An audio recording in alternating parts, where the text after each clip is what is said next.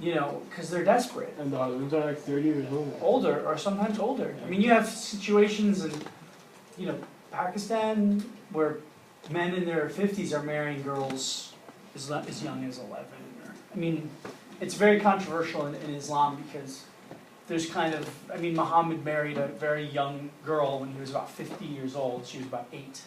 So if you want to kind of live your life according to that standard, most Muslims do not promote this idea of pedophilia. You understand? Like adults having sex with children. But you find cases of it within that culture.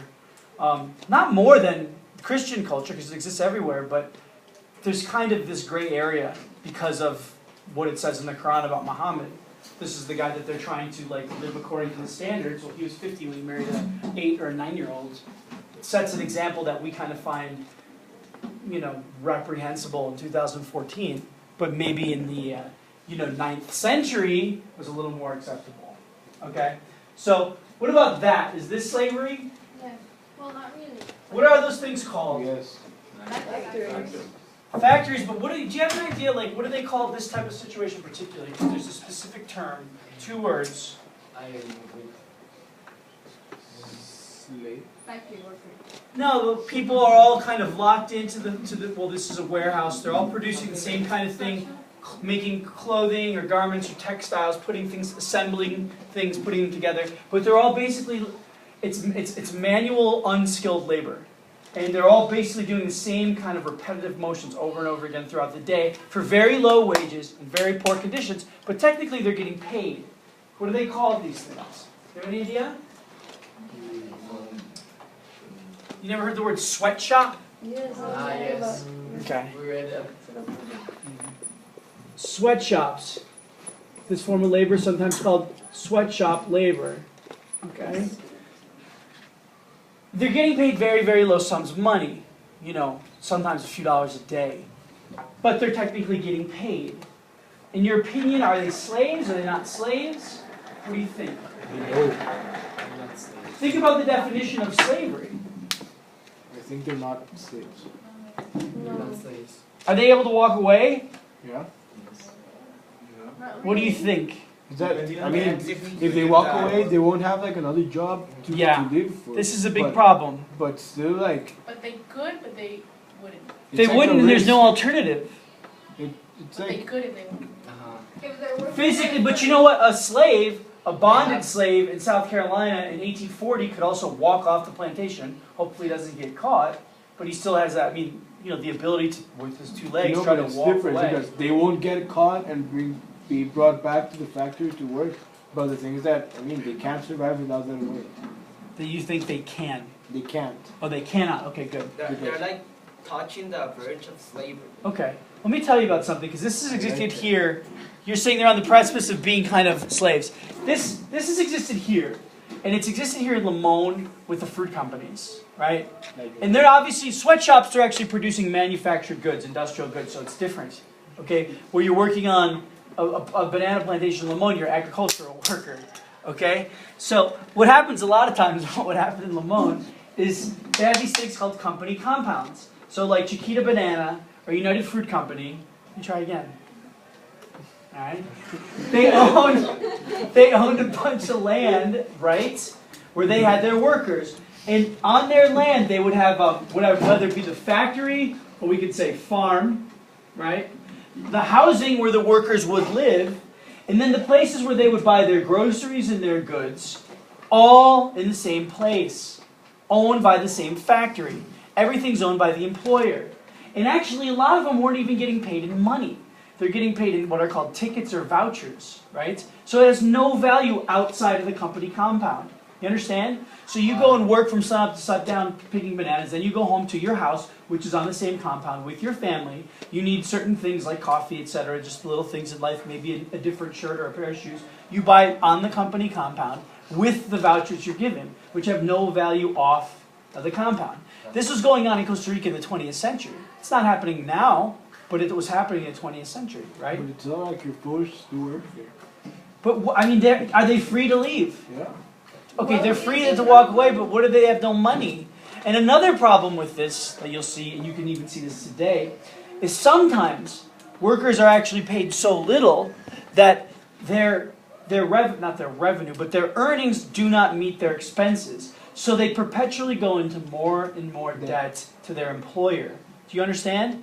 Then they really can't leave because they're debtors. So they're required to work for their employer basically in perpetually, right? In perpetuity. Sorry. All right. But So go ahead. no, is that what I think is that, like, it's like controversial because they do have like the right to leave, Mm-hmm. but they just can't survive without that job, and outside of that compound they won't last like a week. Okay, this is a great point. I'm not telling you what to think. I'm just raising the question because, I don't think there's a clear answer, and we should debate these things. I think that the definition of slavery is kind of like ambiguous. Okay, it's Because good. you always have the ability to walk away, but sometimes you can't because of your condition. Yeah, and what do they mean by ability to leave, right? I mean, that could the language be more specific? Yes. Because, like we said, a black slave in South Carolina can technically walk away. It's illegal. If he gets caught, they're going to brand an R into his cheek. If he does it again, they'll castrate him. That's what happens the second time you run away. You guys know what castration is? Yes. Okay. So, but he has the ability to leave, right? I mean, you guys are reading right now Frederick Douglass. Yeah. Yes. Okay? He left. He was a runaway slave. No, but he went to yeah, you spoiled it. What? You just spoiled it. Well, how do you think he's going to get... How did he write the book? Yeah. Well, no, because there are, of course, slaves that were freed by their owners, and then slaves that buy their own freedom. There's more than one way of getting your freedom. Some run away to the north, some buy it, some might have it bought for them, and some owners just free their slaves. Like Django. That he gets bought to get free. Django, okay, yeah, from the movie, right. Now, okay, this is actually interesting. You've probably never seen this meme before, I Sweat. Did you guys hear about the factory in China where they produce the iPads and iPods? There was a scandal that involved them recently, within the last couple years, involving suicides. Mass suicides. That's the biggest suicide rate. Yeah, the factory where they produce the iPads, the iPods, and you all have the iPhone that I hope isn't in your hand right now. Okay. It's gone? That looks like fun. Alright? People were actually killing themselves, jumping out of the window of the factory. And allegedly, so many that they put nets on the side of the factory, outside of it, to catch the people. Right? And this is most interesting because it's Apple, right, which we know is an American company in California. And how does Apple present themselves as a company? Like, think about marketing and publicity. It's like a clean, Like clean, innovative, what else? Neat. It's black and gray, so it's all like pure. Like pure, sleek. How do they present themselves in the context of like the environment, It's like the friendly, future? They're like hippies. Like hippies were in California, we're friendly. You know, we're like with the new thing, we're progressive is really the word. We're progressive. We're the future. We're like PC, that's history. And in the United States, I know they don't have these ads here, but they're actually, I don't know if they're even running them in the US anymore. But they would have these ads where there was two people kind of standing next to each other. One represented PC and one represented, you've seen them? One represented Mac. And the Mac guy's like really cool, like hip, you know. And they look like a nerd. And the PC guy's like kind of overweight, he's got glasses, he doesn't look so cool, he just looks like out of touch, you know? It's so sad. Like, why would they do that to someone? It's, what do you do what to someone? Lee, why would you? I don't know. It's like it's sad. Imagine seeing yourself as the PC guy. Oh no, it's marketing, guys. This is advertising. You know, it's the PC guy's fine. There's nothing wrong with them. It's just the way that they present it, the way that they're framing the product. Like you buy Apple, you're joining the future. You're progressive, and you can even see it. I mean, I live in New York City. You go to these coffee shops, everybody's got their MacBook, their iPhone. And it's a status symbol, guys. We actually call these in sociology social markers. There's a difference between walking around with a cup of Starbucks and the little cup that you buy for $1 from the Greek guy on the corner of the streets of New York, right? It's about a $4 difference. It's a social marker, right? I'm someone that drinks Starbucks versus Mr. Caffarel who buys it from the Greek guy, right? It draws a distinction in class, in values, right? I'm an Apple computing person. I'm cool, right? Look at me, I'm hip. You know? I have an Apple, by the way. I have two. I have the one from school, and then I have my own personal. But do you understand? There's social markers. And Apple's been very successful, guys. This company has the biggest market cap in the world, okay? That's a very big deal, okay? But they had this huge scandal. And this was a public relations nightmare for them. Because they're the cool guys, and now people are jumping out of the windows of their factory. So they had to deal with it, right? Oh, no, we'll look into that. We're not responsible for, you know, what happens in the factories, because we contract this out, right? We design the stuff in California, but then we produce it in China. Because if you produce it in California, an iPod or iPhone, instead of being $600 here, would be $1,800, right? I mean, that's the reality. And we're seeing this, and I talk about this a lot, but in Costa Rica, talking about production and capital and trying to stay competitive. You know, Intel leaving, Bank of America leaving, because Costa Rican living standards have become too high. How about these guys? Are they slaves? Yeah. They look like it. You really can't tell just from looking at the photograph, okay? But the assumption, because the context going back to, you know, antebellum United States, black, looking like they're agricultural workers, they're actually not But slaves. they have clothes. Yeah, I mean they have. Slaves had clothes. They had like No, slaves had. I mean, this is the Had thing. trousers. And I want to dispel this for you guys. Slavery was a variety. It was a variety of experiences. It wasn't one experience. Do you understand? There are different classes of slaves. There are different masters. There's tons of nuance.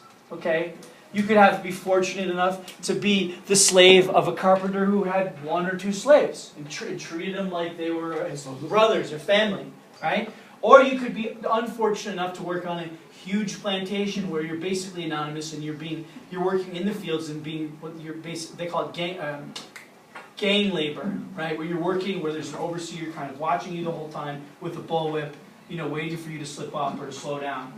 Or you could be a house slave where you're preparing the food like you guys have seen in movies, right? You're preparing the food for the family. You get to live in the house. You could also be the driving slave. You drive around master all day. You're going to have more access to him than even his wife, probably. Or, you know, you're going to have very high access. Also in Django, that there's like the whole plantation, and it's like very, very big. Yeah. But like he also has like a butler who's his friend, and he's also a slave. Right, and he raised him. Yeah. They talk about that. You know, so it's a variety of things. It's not just like Regina was stating, you know, people half naked or something working in the fields. I mean, it's varied. Okay, obviously slavery is a form of exploitation. We look at exploitation. First of all, what's exploitation? Like excessive use. What does it mean to exploit someone or something? To use it, like use it more than it. To use it, really, or take advantage of it for your own gain, not with any interest of theirs in mind. Two main forms, human and ecological. Obviously, we know what humans are, ecological being the environment. Okay? I mean, you guys can see this in your own lives, or I'm trying to think of a good example, but you know, you've seen it, like you guys maybe watch reality shows or something. Yes. You watch like Gossip Girl, where Yes. one character will have sexual relations with another character, not because they're interested in that other character, just because they want the sex. They're using them for sex. That's exploitation, right? Understand? Yeah. Okay. There's various forms. Obviously, this is probably the most egregious and obvious is enslavement of another person. Okay. Now, what does this map tell us? This is a little review from last class. That it was only in the western United On the south. What are you talking about? Yeah, Johanny. The development of the northeast of the United States, that it had a great population of engaged in manufacturing and trade. Okay, good. Concentration and industrial. So, these two different labor systems is what are going to lead us to our next task. Okay, you're actually going to read. It's on Edmodo, and I'll show you what everything looks like. You're going to do this for the rest of class. Okay, you're going to read. I have the rules of a mill in Massachusetts called Lewiston Mill. Right? Why do we have rules? What are rules there for? To follow them. Yeah, well, to follow or to be broken. Sometimes rules need to be broken because they're unjust. Like when the law says that you can separate